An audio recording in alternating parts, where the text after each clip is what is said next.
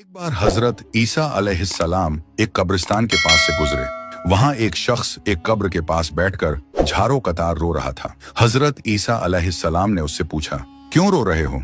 उसने कहा, ये मेरी बीवी की कब्र है। वह मेरी चचा की बेटी थी। मैं उससे बहुत मोहब्बत करता था और उसकी जुदाई सहन नहीं कर सकता। हजरत ईसा अलैहिस्सलाम ने पूछा, क्या तुम चाहते हो कि मैं उसे अल्लाह के हुक्म से जिंदा कर दूं?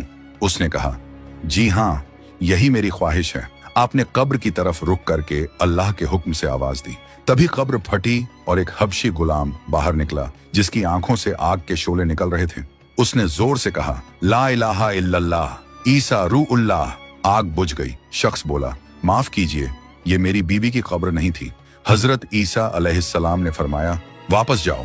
और वो गुलाम दोबारा कब्र में चला गया। फिर आपने दूसरी कब्र को आवाज दी। उसमें से एक हसीन औरत बाहर निकली। शख्स बोला, यही मेरी बीवी है। वो दोनों बहुत खुश हुए। कुछ देर बाद शख्स को नींद आ गई। इतने में एक शहजादा वहां से गुजरा और उस औरत को पसंद कर लिया। औरत ने भी शहजादे को पसंद किया और उसके साथ चली गई। जब शख्स की आंख खुली, बीवी गायब थी। तलाश करता हुआ शहजादे के महल पहुंचा। वहां उसने कहा, यह मेरी बीवी है। मगर औरत बोली, मैं शहजादे की लौंडी हूं। इत्तेफाक से हजरत ईसा अलैहिस्सलाम भी वहां पहुंच गए। आपने पूछा, क्या तुम वही औरत नहीं जिसे मैंने जिंदा किया? औरत ने इनकार कर दिया। आपने फरमाया, अल्लाह के हुक्म से जो जान तुम्हें मिली उसे वापस कर दो। और वो औरत वहीं गिरकर मर गई।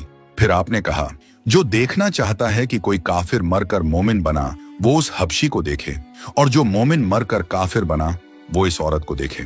वो शख्स रोता हुआ जंगल चला गया और इबादत करते हुए वहीं उसका इंतकाल हो गया।